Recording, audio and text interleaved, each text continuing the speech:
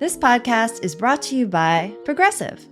Most of you aren't just listening right now. You're driving, cleaning, even exercising. But what if you could be saving money by switching to Progressive? Drivers who save by switching save nearly $750 on average, and auto customers qualify for an average of 7 discounts. Multitask right now. Quote today at Progressive.com. Progressive Casualty Insurance Company and Affiliates. National average 12-month savings of $744 by new customers surveyed who save with Progressive between June 2022 and May 2023. Potential savings will vary. Discounts not available in all states and situations. This episode is brought to you by Shopify. Forget the frustration of picking commerce platforms when you switch your business to Shopify, the global commerce platform that supercharges your selling wherever you sell. With Shopify, you'll harness the same intuitive features, trusted apps, and powerful analytics used by the world's leading brands. Sign up today for your $1 per month trial period at shopify.com/tech, all lowercase. That's shopify.com/tech.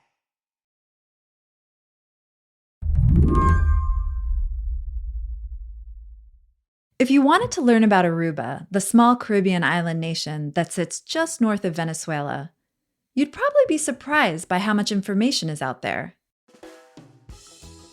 On one centralized website, you can scroll through basically every piece of the country's history. So really old books, really old newspapers. There have been printed newspapers on the island for like 300 years. There's also a really great collection of vintage postcards that I've sort of screenshotted as they just have good vibes. That's Kate Knibbs, a senior writer at Wired. She recently wrote about Aruba's efforts to digitize their archives. It's just a very sort of sprawling collection. I think there's actually as many documents in the Aruba collection as there are people who live in Aruba, which is cool. You can look up pretty much any document or artifact from the year 1499 to the present. There's your standard books and newspaper articles, plus images from the country's archaeology museum, even videos, like one we kept watching of what looked like a pretty rockin' carnival from 1980.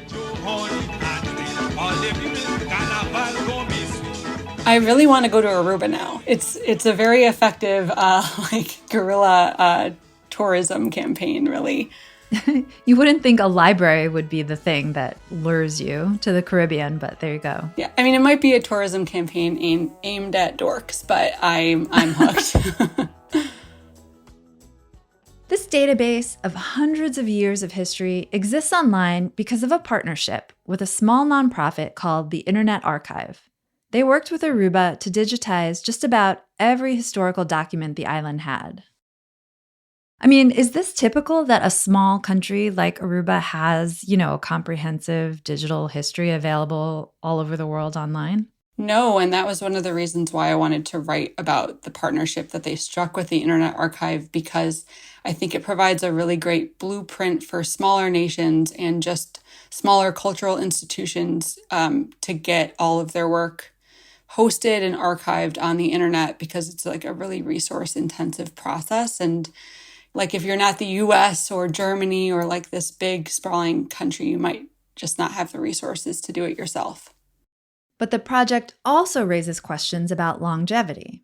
Because yes, that is great. But then I worry about, the Internet Archive is actually a very sustainable nonprofit. Like there's no real worries about how it's run, except that it's currently facing several existentially threatening legal challenges. And so they could get sued out of existence. Today on the show, the Internet Archive just created a digital library documenting Aruba's entire history. But what happens to that history if the small nonprofit who helped preserve it goes belly up?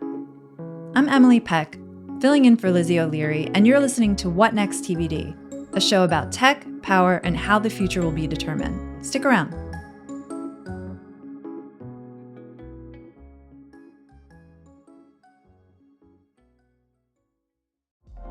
Apple Card is the perfect cashback rewards credit card. You earn up to 3% daily cash on every purchase every day. That's 3% on your favorite products at Apple, 2% on all other Apple Card with Apple Pay purchases, and 1% on anything you buy with your titanium Apple Card or virtual card number. Visit apple.co/card calculator to see how much you can earn. Apple Card issued by Goldman Sachs Bank, USA, Salt Lake City branch. Subject to credit approval. Terms apply. Eat stress-free this spring with Factor's delicious, ready-to-eat meals. Every fresh, never-frozen meal is chef-crafted, dietitian-approved, and ready to eat in just 2 minutes. Choose from a weekly menu of 35 options, including popular options like Calorie Smart, Keto, Protein Plus, or Vegan and Veggie. Also, discover more than 60 add-ons every week, like breakfast, on-the-go lunch, snacks, and beverages to help you stay fueled and feel good all day long. What are you waiting for? Get started today and fuel up for your springtime goals. Get chef-prepared meals on the table in 2 minutes with Factor's ready-to-eat meals so you can get back to doing what you love this spring. Head to factormeals.com/whatnexttbd50 and use the code whatnexttbd50 to get 50% off your first box plus 20% off your next box. That's code whatnexttbd50 at factormeals.com/whatnexttbd50 to get 50% off your first box plus 20% off your next box while your subscription is active.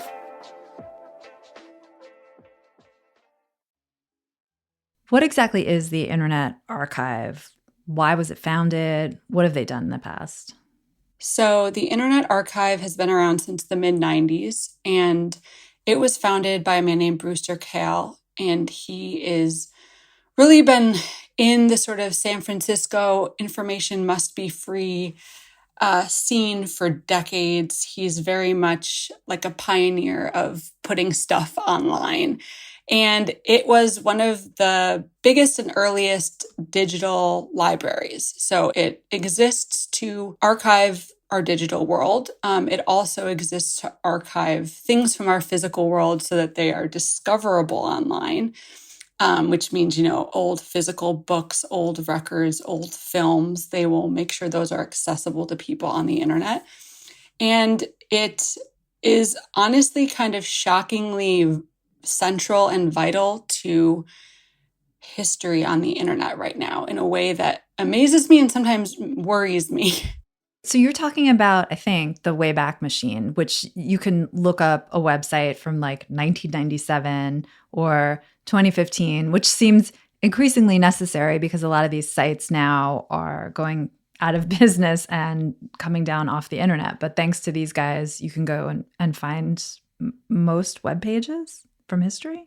Yeah, it's really incredible. And as a journalist who covers internet culture and digital media, I am so grateful that it exists because you can look at the evolution of a website, see if things have changed. There have been so many cases where journalists have been able to use the Wayback Machine as a reporting tool.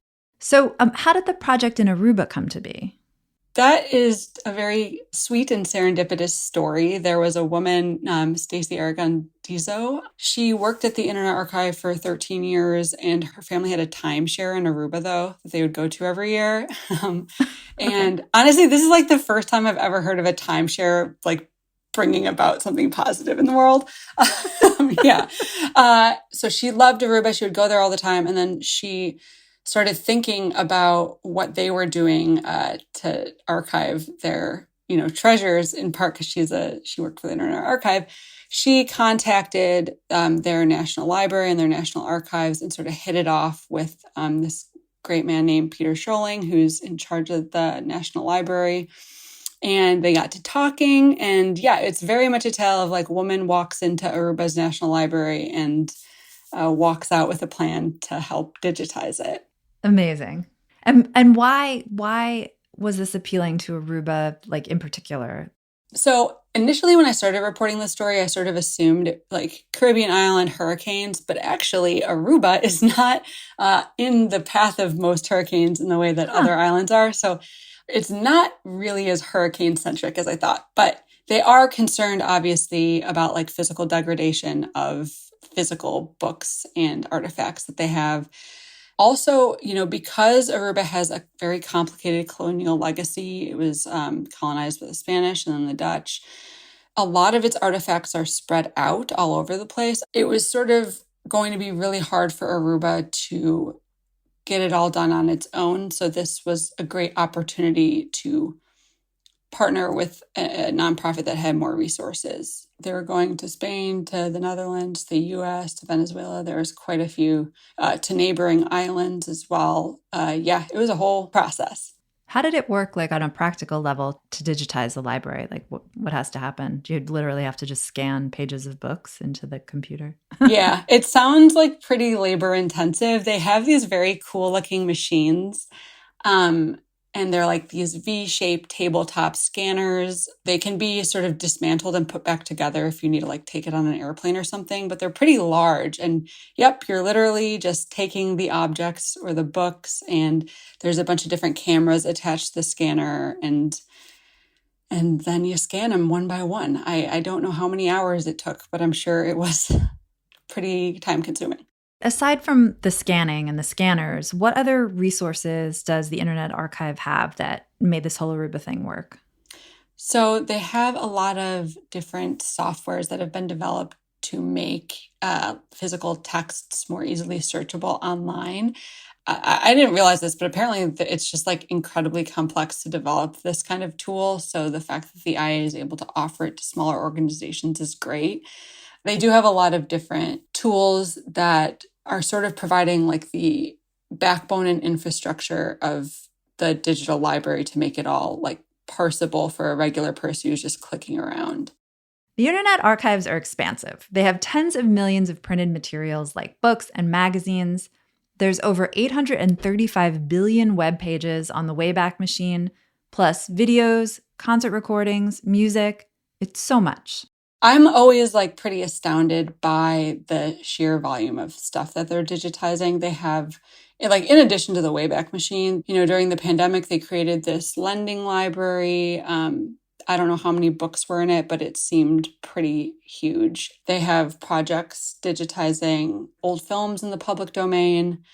They're pretty accustomed to doing big, labor-intensive projects like this. And is the project done? Are they still working on it? No, not at all. Actually, Peter Scholing from Aruba was telling me they've gone through so much and they have this start, but he said they're maybe 10 to 20% done. And he doesn't think they'll ever be done because it's just, there's more stuff getting added to the museum collections and the library. Like it's going to be an ongoing, like dynamic project. Do you think the Aruba project has inspired other countries to do this? They're hoping so. There's already some chatter. They just had a week-long celebration in Aruba last week, and I think they invited some other Caribbean nations to join, and they're talking about, making it a regional thing. So stay tuned.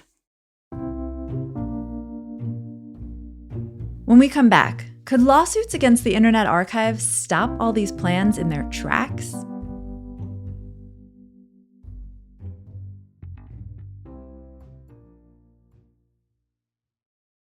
This podcast is brought to you by Progressive Insurance. Whether you're driving, cooking, or doing laundry, Progressive knows the podcasts you listen to go best when they're bundled with another activity, much like how their Progressive home and auto policies go best when they're bundled. Having these two policies together makes taking care of your insurance easier and could help you save too. Customers who save by switching their home and car insurance to Progressive save nearly $800 on average. That's a whole lot of savings and protection for your favorite podcast listening activities, like going on a road trip, cooking dinner, and even hitting the gym. Yep, your home and your car are even easier to protect when you bundle your insurance together. Find your perfect combo. Get a home and car insurance quote at Progressive.com today. Progressive Casualty Insurance Company and Affiliates. National average 12-month savings of $793 by new customers surveyed who saved with Progressive between June 2021 and May 2022. Potential savings will vary. Without the ones like you, who work tirelessly to keep things running, everything would suddenly stop. Hospitals, factories, schools, and power plants, they all depend on you. No matter the weather, emergency, or time of day, you're the ones who get it done. At Grainger, we're here for you with professional-grade industrial supplies. Count on real-time product availability and fast delivery. Call, click Grainger.com, or just stop by. Grainger, for the ones who get it done. What comes to mind when you think of Amber Heard? A liar? A survivor? A narcissist? The trial of Depp v. Heard was a global phenomenon, but I want to know, was it a fair fight? I'm Alexi Mostrous, the host of Sweet Bobby and Hoaxed. In my new podcast, I'm investigating whether Amber Heard was the victim of an organised trolling campaign. The entire series is now available to binge wherever you get your podcasts. Just search for Who Trolled Amber. There's a risk to relying on one small nonprofit to be the keeper of your country's entire history. Projects like the Aruba collection only exist if the Internet Archive exists, and Kate says litigation could potentially bankrupt the organization. Right now, it's facing 2 big copyright lawsuits, and the first legal challenge is from book publishers. And what happened there was during the pandemic, the Internet Archive introduced this emergency lending library, and they were offering free digital copies of books to people, and the publishers had an issue with that. Suffice to say, the publishers did not agree with the Internet Archive that it was a fair use situation and sued. They won, but the IA is appealing. I don't know what's going to happen in the appeal, but if they lose, they will have to pay a fine. It won't be great for them. There's an even bigger risk coming from the second lawsuit from music publishers. One of the many huge projects that the Internet Archive is doing is they are putting old 78 records, they're digitizing them. And most of the records are in the public domain. I believe they're pretty old. But the record labels are alleging that it's a copyright infringement to digitize and put these 78 records up in the way that the Internet Archive is. The labels are asking for over $400 million in damages, which is obviously a very large number for a nonprofit that employs under 200 people. And that case is still making its way through the court system. So it's very unclear what's going to happen there. But it's alarming. And, I write a lot about copyright issues in the age of AI, and I talk to a lot of rights holders, including record labels and the Authors Guild, who have sued the IA in the past. And I understand the need to protect copyright holders and the need to try to help artists get paid, etc. But it's really hard for me not to feel great sympathy for the Internet Archive because it offers such a valuable service to people, and because I think that it's sort of an irreplaceable entity right now. So it seems like basically this lawsuit, the record label lawsuit, because of the enormity of the damages requested, is existential threat to the Internet Archive. Yes, it definitely is. Are people in Aruba worried about this? I talk to them a lot about whether they should be, and it seems if the Internet Archive was to lose a case like this and sort of face closure, and hopefully they won't, but it doesn't necessarily mean that all the work that went into digitizing these artifacts would be for naught. They've already made backup copies that are decentralized, sitting on a bunch of different servers. So they would have to find a new place to host the digitized Aruba collection, but it's not the digital copies would all of a sudden vanish. It would more be sad for continuing the project. It would interrupt the ongoing effort to continue digitizing their artifacts, and then it would obviously also make it harder for other countries that wanted to follow in its footsteps do so. They would have to find another host. Do you think a project like this, it has the potential to change the way we remember history, like any library does, I guess. Is there a downside to remembering history digitally as opposed to, having the physical objects in a library? Do we lose something when we can't look at the microfiche? I think it's fantastic to have a digital library, but I say that as someone who is totally a physical book girl. Like I think I threw my Kindle in the garbage. I know that's not very eco-friendly, but like I hate ebooks. I always prefer to have a physical copy. I do think that there is something really valuable. Like I hope we never get rid of the microfiche or get rid of the physical books, but I think it's incredibly helpful, especially for people who are in remote locations or even people who aren't in remote locations but like can't get out to the library, to have this option. Like I think it's very democratizing to have a digital library. And so is it also like cool and democratizing to have all this world history, you know, in the hands of like this small nonprofit in San Francisco operating out of an old church? Like, is that cool or is that kind of a little risky?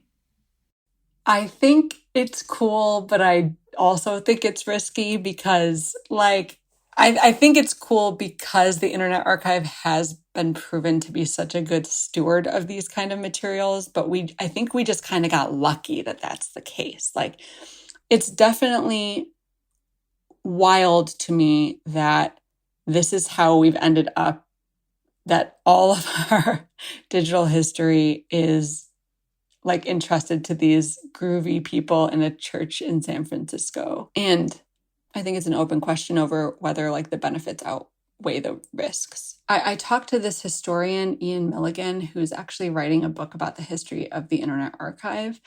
And when I was asking him, like, if he was worried about the Internet Archive being sued out of existence, he was really stressing, it's a really sustainable organization. They have a lot of really ardent supporters in Silicon Valley. But, if they were unable to keep going, it is an issue. And it's something that he thinks people should be thinking about more broadly about like the entire internet. Like, are we prepared for what's going to happen 50 to 100 years from now with web hosting, making sure that companies that go out of business don't lose all of their internet history? Like, it's a lot of responsibility that isn't entirely being assigned correctly right now. Like, I don't know what's going to happen to the internet of 2024 in 2054, because I don't think people are like thinking about what it's going to take to preserve it as much as we need to be.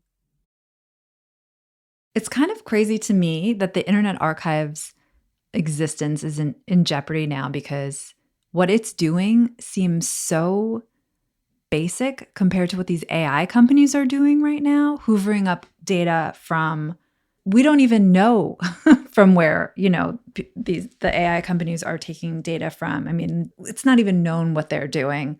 And it seems like, I don't want to be biased, but it seems like they should leave the Internet Archive alone and deal with what seems to be a more existential threat to copyright, across the board. Yeah, I've been writing a lot about the copyright issues that are happening in the AI space right now. And one thing that has been concerning me is I am worried that institutions like the Internet Archive are going to get sort of swept up in the like anti-web scraping movement. I've spoken to so many artists and writers who I think make great and extremely valid points about how unethical it is for AI companies to use their data without their permission and to scrape it. But I'm worried because the Internet Archive, especially the Wayback Machine, relies on crawling the internet, and they're not asking permission from every single website. Can I crawl you and take a snapshot and put it online? I'm worried that they're going to be collateral damage in this great fight over data in AI. Kate, thank you so much for coming on. Thank you for having me.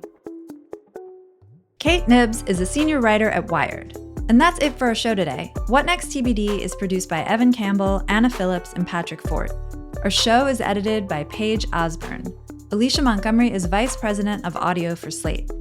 TBD is part of the larger What Next family. If you're a fan of the show, I have a request for you. Become a Slate Plus member. Just head on over to slate.com/whatnextplus to sign up. We'll be back next week with more episodes. I'm Emily Peck, filling in for Lizzie O'Leary, and you can catch me over on Slate Money every Saturday. Thanks for listening. guys, it is Ryan. I'm not sure if you know this about me, but I'm a bit of a fun fanatic when I can. I like to work, but I like fun too. It's a thing. And now the truth is out there. I can tell you about my favorite place to have fun. Chumba Casino. They have hundreds of social casino style games to choose from with new games released each week. You can play for free anytime, anywhere. And each day brings a new chance to collect daily bonuses. So join me in the fun. Sign up now at ChumbaCasino.com. No purchase necessary. VGW Group. Void where prohibited by law. See terms and conditions. 18+.